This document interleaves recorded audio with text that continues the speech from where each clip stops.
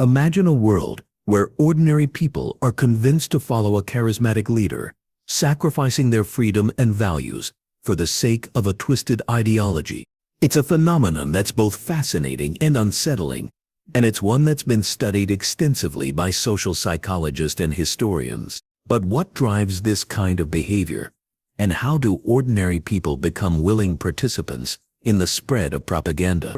The answer lies in the way propaganda uses emotional appeals to manipulate people's emotions, creating a sense of belonging and loyalty. This is often done through the use of powerful symbols, music, and visual imagery that tap into our deeper emotions and create a sense of connection to the cause. Think of the iconic images of Che Guevara or the American flag. These symbols evoke strong emotions and create a sense of identity, making it easier for people to rally behind a particular ideology. But propaganda doesn't just rely on emotional appeals. It often disguises itself as news, using fake facts and manipulated information to create a false narrative. This can be done through the use of biased reporting, selective presentation of data, or outright fabrication of information. For example, during the lead-up to World War II, the Nazi regime used propaganda to convince the German people that the Jews were responsible for the country's economic woes, leading to the systematic persecution and extermination of 6 million Jews. Propaganda preys on people's fears, using psychological tactics to create a sense of urgency and crisis. This can be done through the use of scare tactics, such as warning of an imminent threat or predicting dire consequences if the desired action isn't taken. Think of the classic example of the War of the Worlds radio broadcast in 1938, where Orson Welles' adaptation of H. Wells' classic science fiction novel convinced many listeners that a real alien invasion was underway. The result was widespread panic, with people fleeing their homes in fear. But propaganda doesn't just affect individuals. It can also have a profound impact on entire societies. Think of the way the Soviet Union used propaganda to create a cult of personality around Joseph Stalin, portraying him as a benevolent leader who was guiding the country towards a brighter future. This created a sense of loyalty and devotion among the Soviet people, who were willing to sacrifice their own freedoms and values in order to support the regime. In some cases, propaganda can even be used to create a sense of euphoria, where people become so caught up in the excitement of the moment that they forget to question the facts or the motives behind the message. Think of the way the Nazi regime used propaganda to create a sense of national unity and purpose, using massive rallies and parades to whip up enthusiasm for the cause. This created a sense of shared identity and collective purpose, making it easier for people to rally behind the regime's ideology. But what about the ordinary people who become caught up in the spread of propaganda? What drives them to follow a charismatic leader or to sacrifice their own freedoms and values? The answer lies in the way propaganda uses psychological tactics to create a sense of belonging and loyalty. By appealing to people's emotions and using powerful symbols and imagery, propaganda creates a sense of connection to the cause, making it easier for people to become willing participants in the spread of the ideology. One of the most striking examples of this can be seen in the case of the Japanese soldier who refused to surrender even after World War II had ended. Hiroru Onoda, a Japanese soldier stationed on the island of Lubang, Philippines, continued to fight on for 29 years, convinced that the war was still ongoing and that the Allies were just a temporary setback. This is a classic example of the way propaganda can create a sense of delusion, where people become so caught up in the ideology that they lose touch with reality. In conclusion, propaganda is a powerful tool that can be used to manipulate people's emotions and create a sense of belonging and loyalty. By using emotional appeals, disguising itself as news, and preying on people's fears, propaganda can create a sense of urgency and crisis, leading people to sacrifice their own freedoms and values for the sake of a twisted ideology. As we continue to navigate the complex world of politics and social media, It's essential that we become aware of the tactics used by propaganda and learn to critically evaluate the information we consume. The next section will delve deeper into the world of propaganda, exploring the ways in which it's used to create a sense of national unity and purpose. We'll examine the role of charismatic leaders, the power of symbolism, and the ways in which propaganda can be used to manipulate people's perceptions of reality. But for now, let's pause and reflect on the ways in which propaganda can shape our perceptions of the world around us. Pause for 2-3 seconds. Can you think of a time when you were influenced by propaganda, whether it was through a social media campaign, a politician's speech, or a news article? Share your story in the comments below, and let's continue the conversation. Pause for 2-3 seconds. In the next section, we'll explore the ways in which propaganda can be used to create a sense of national unity and purpose. Stay tuned for more on this fascinating topic. And don't forget to like and subscribe for more engaging content. Meet Rachel, a young professional who found herself swept up in a cult-like movement, sacrificing her relationships and career for the sake of a charismatic leader. At first, Rachel was drawn to the group's sense of community and shared purpose. She felt like she'd finally found a place where she belonged. But as time went on, she began to notice something strange. The leader, a charismatic figure with an uncanny ability to connect with people, seemed to be using tactics that were almost manipulative. Rachel couldn't quite put her finger on it, but she felt a growing sense of unease. She tried to brush it off, telling herself she was just being paranoid. But the feeling persisted. And then one day she stumbled upon a disturbing revelation. The leader was using a technique called persuasion to influence his followers. It's a tactic that involves using subtle suggestions and psychological manipulation to get people to do what you want without them even realizing it. Rachel was horrified. She realized that she and the other followers were being manipulated, that we were essentially puppets on strings, dancing to the tune of our charismatic leader. But why were we so susceptible to his influence? What was it about his message that resonated with us so deeply? It's a question that has puzzled social psychologists and historians for decades. One of the key factors is the way that our brains are wired. We're constantly seeking validation and social proof.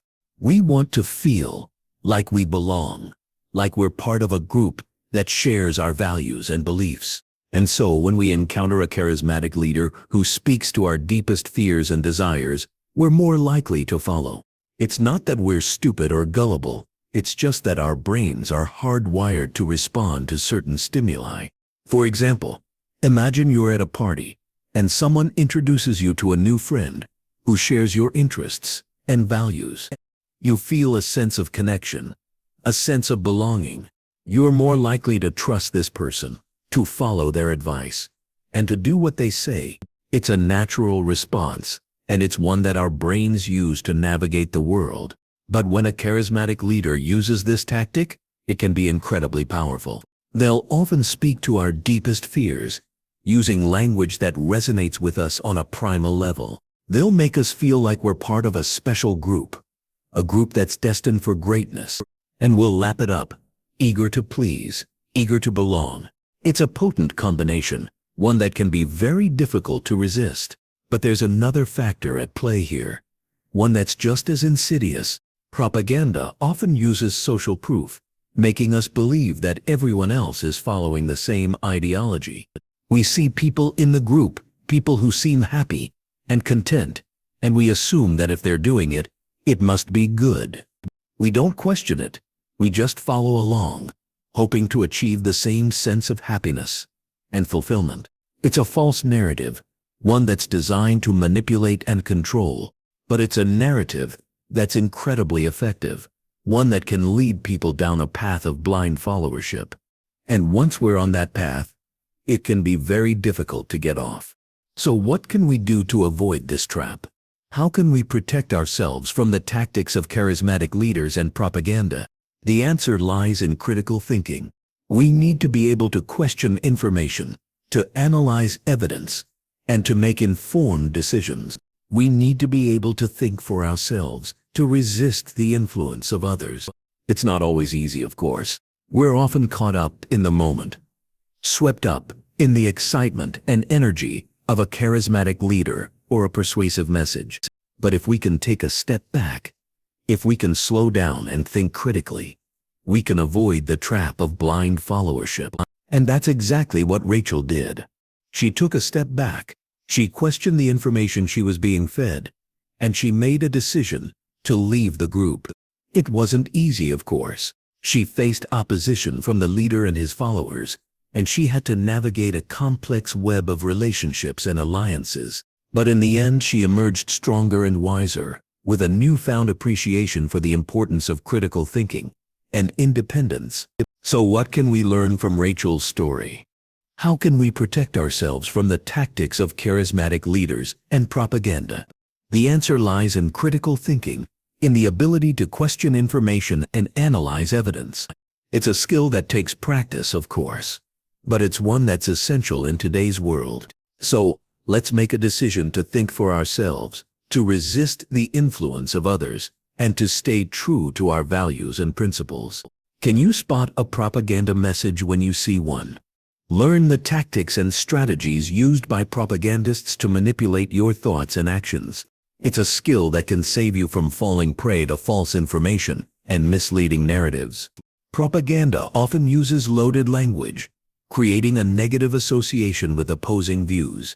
Think of it like a cleverly worded label on a product.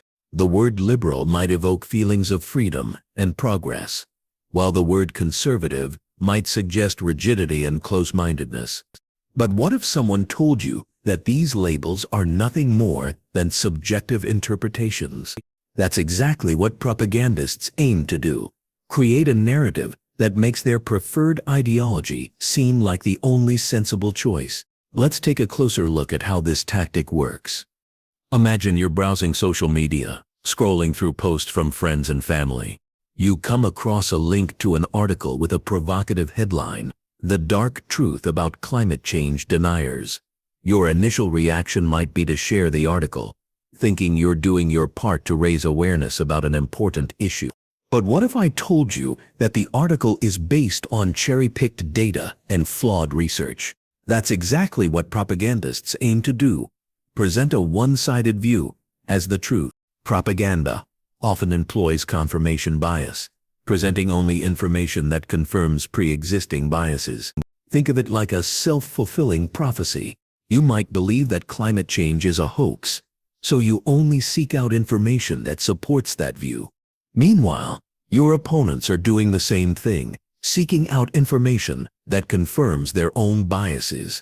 It's a vicious cycle that can lead to a polarized society where people are more divided than ever. So how can you resist the power of propaganda? The answer lies in critical thinking. It requires a willingness to question and challenge information, even when it's presented as fact. Think of it like a puzzle. The more pieces you have, the clearer the picture becomes. By seeking out diverse perspectives and fact-checking information, you can develop a more nuanced understanding of the world. Let's take the example of Rachel, a young professional who found herself swept up in a cult-like movement. At first, Rachel was drawn to the group's sense of community and shared purpose. She felt like she'd finally found a place where she belonged. But as she dug deeper, she began to notice inconsistencies in the group's teachings. She started to question the leader's motivations and the group's practices. It wasn't until she confronted her own biases and preconceptions that she was able to see the propaganda tactics at play. Rachel's story is a powerful reminder that we all have the capacity for critical thinking. It's a skill that requires practice and patience, but it's essential for navigating the complex world of information we live in today. By being aware of propaganda tactics and employing critical thinking, you can become a more discerning consumer of information and a more engaged citizen. As you continue to navigate the world of propaganda, remember that it's not just about recognizing the tactics and strategies used by propagandists. It's about developing a healthy dose of skepticism and a willingness to question everything. By doing so, you'll become a more informed, more engaged, and more empowered individual. And that's a skill that's worth developing. In the next section, we'll explore the role of technology in spreading propaganda and how you can protect yourself from its influence. But for now, take a moment to reflect on the propaganda tactics you've learned about in this section. Can you spot them in the information you consume every day? Can you think of ways to resist their influence and develop a more critical perspective? The power to do so lies within you, and it's a skill that's worth cultivating. Meet Jane, a former cult member who escaped the grip of a charismatic leader and found her way back to reality. Her story is a testament to the power of critical thinking and the importance of questioning information, especially when it comes from a trusted source. Jane was initially drawn to the group's sense of community and shared purpose. She felt like she'd finally found a place where she belonged, where her opinions and ideas were valued. But as she became more entrenched in the group, she began to notice strange inconsistencies in the leader's teachings. He would often contradict himself, or say one thing in private and another in public. At first, Jane dismissed her reservations, attributing them to her own biases or lack of understanding. But as time went on, she realized that she was being manipulated, that the leader was using propaganda to control the narrative and shape the group's behavior. He would use loaded language, creating a negative association with anyone who questioned his authority or challenged his ideas. Breaking free from propaganda requires a willingness to confront uncomfortable truths and challenge one's own biases. It's not always easy, and it's not always pleasant, but it's essential for staying informed and avoiding the pitfalls of manipulation. Critical thinking and media literacy are essential skills for resisting propaganda and staying informed. They require a willingness to question and challenge information, as well as a commitment to truth and accuracy. By developing these skills, we can learn to distinguish between fact and fiction, between propaganda and genuine information. But critical thinking isn't just about recognizing propaganda. It's also about building a support network of like-minded individuals who can provide the courage and motivation needed to resist manipulation. When we surround ourselves with people who share our values and our commitment to truth, we're more likely to stay on track and avoid the pitfalls of propaganda. The power of critical thinking is not just a theoretical concept. It's a tangible, everyday skill that can be developed and honed with practice. By cultivating this skill, we can create a world where propaganda is exposed for what it is, a tool of manipulation and control. In a world where propaganda is rampant, critical thinking is the only defense against manipulation and control. It's the key to staying informed, to making informed decisions, and to living a life that's true to our values and our principles. By developing our critical thinking skills, we can resist propaganda and stay ahead of the curve. But how can we apply this in our daily lives? What strategies can we use to resist propaganda and stay informed? The answer lies in developing our critical thinking skills, in learning to question and challenge information, and in building a support network of like-minded individuals. As Jane's story shows, breaking free from propaganda is possible, but it requires a willingness to confront uncomfortable truths and challenge one's own biases. It requires critical thinking, media literacy, and a commitment to truth and accuracy. By developing these skills, we can create a world where propaganda is exposed for what it is, and where critical thinking is valued above all else.